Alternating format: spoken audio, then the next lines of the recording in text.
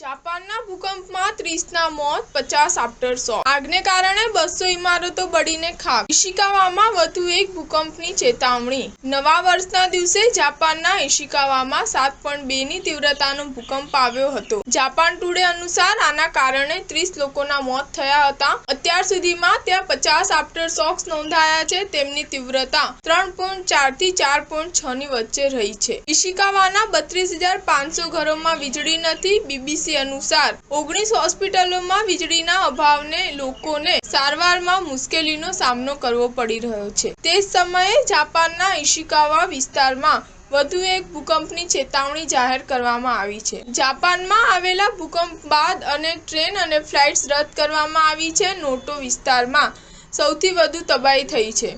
અહીં એરપોર્ટના runway, terminal અને access રોડને વ્યાપક નુકસાન થયું છે, જેના કારણે અહીંથી તમામ ફ્લાઇટ કેન્સલ કરવામાં આવી છે. Star news 7 Ahmedabad.